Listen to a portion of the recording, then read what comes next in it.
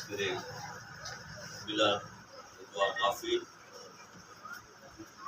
মাহফিলের আয়োজন করেছেন তিনি রেলওয়ে শ্রমিক কর্তৃক আয়োজিত আজকের এই সভা। আজকের এই সভার প্রধান অতিথি হিসেবে উপস্থিত থাকার কথা ছিল জনাব ফজলুল হক সাহেব। তিনি যে কোনো কারণে আসতে পারেন নাই। আমাদের ঢাকা থেকে বিভিন্ন মেহমান কিন্তু এখানে উপস্থিত আছেন। টঙ্গী রেলওয়ে শাখার বিভিন্ন নেতৃবৃন্দ উপস্থিত আছেন। আজকের এই অনুষ্ঠানের প্রধান বক্তা আমার প্রিয় বন্ধু মিজানুর রহমান উপস্থিত আছেন। আমার আরেক বন্ধু, তিনি রেল শ্রমিক ট্রেড ইউনিয়নের সাথে দীর্ঘদিন যাবৎ জড়িত এবং বিভিন্ন আন্দোলন সংগ্রামে তার আমরা দেখেছি, তার পদচারণ আমরা দেখেছি। সেই নেতা সহ উপস্থিত আছেন আমাদের টঙ্গী রেল মসজিদের সম্মানিত খতিব সাহেব সহ সকল নেতৃবৃন্দকে জানাই আমার আজকের এই বিজয় মাসের বিজয়ের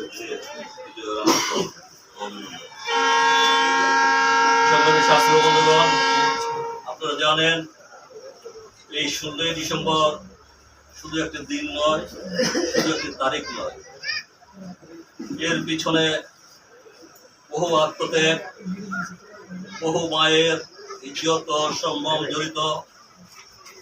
প্রতি বছর এই 16ই ডিসেম্বর আমাদের মাঝে আসে। আমাদের যেরকম আনন্দ এবং উল্লাস থাকে, পাশাপাশি সেই শহীদদের কান্না এবং সেই মা বোনদের আহাজারি মিশ্রিত আজকের এই 16ই ডিসেম্বর। আজকে এই 16ই ডিসেম্বর বিজয়ের দিন, আনন্দের দিন। আনন্দ এবং উল্লাস আমাদের মধ্যে আছে, কিন্তু সেই আনন্দ এবং উল্লাসকে মলিন করে দিয়েছে একটি মাত্র ঘটনা। সেটি হচ্ছে আমাদের মাতা দেশনেত্রী বেগম খালেদা জিয়া অসুস্থ, তিনি মৃত্যুর সাথে পাঞ্জা লড়ছেন। তিনি তার এই অবস্থার জন্য এই ফ্যাসিস্ট সরকার, যে সরকার বিগত সময়ে পলায়ন করেছে, তিনি আজকে তার এই রোগ, তার এই শারীরিক অবস্থার জন্য দায়ী। তাই আমাদের জাতীয়তাবাদী দলের প্রতিটি সদস্যের, জাতীয়তাবাদী পরিবারের প্রতিটি সদস্যের হৃদয়ে আজকে রক্তক্ষরণ হচ্ছে। আমরা গায়ে মনোবাক্যে মহান আল্লাহ পাকের কাছে আবেদন করব, মহান আল্লাহ পাকের কাছে প্রার্থনা করব, আল্লাহ পাক যেন অতি সত্বর এই মহান ব্যক্তিকে আমাদের মাঝে আবার ফিরিয়ে দেন।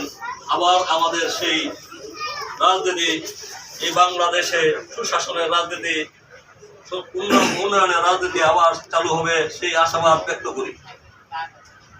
প্রিয় বন্ধুগণ, বেগম খালেদা জিয়ার ইতিহাস একটি সংগ্রাম এবং আন্দোলনের ইতিহাস।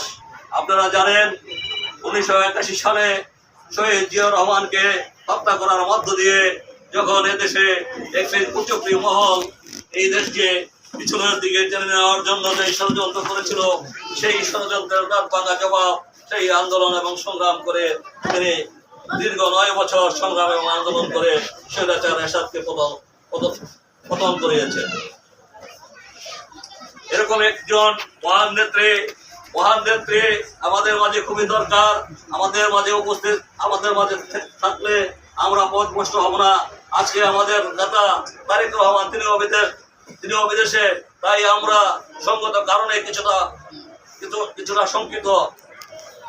প্রিয় বন্ধুগণ, আপনারা জানেন আগামী নির্বাচন আমাদের মাঝে আসন্ন হচ্ছে। সেই নির্বাচনে গাজীপুর 2 থেকে আমাদের নেতা জনাব মঞ্জুরুল কবির রনিকে মনোনয়ন করা হয়েছে। আমরা বিগত দিনে এই টঙ্গীতে আন্দোলন এবং সংগ্রামের মধ্য দিয়ে বিভিন্ন গ্রুপে, বিভিন্ন দলে, বিভিন্ন ভাগে বিভক্ত ছিলাম। এখন নেতা নিযুক্ত হয়েছে, এখন ইমাম নিযুক্ত হয়েছে। সেই ইমাম হয়েছে মঞ্জুরুল করিম রনি। এই মঞ্জুরুল করিম রনির পিছনে সকল দল মত নির্বিশেষে সবাই শামিল হবে, এই আশাবাদ ব্যক্ত করে আগামী দিনে আবার আপনাদের সামনে সংগ্রাম এবং আন্দোলনে নির্বাচনে আপনাদের সাথে আবার দেখা হবে, এই কথা ব্যক্ত করে আমি আমার সংক্ষিপ্ত বক্তব্য শেষ করছি। ধন্যবাদ।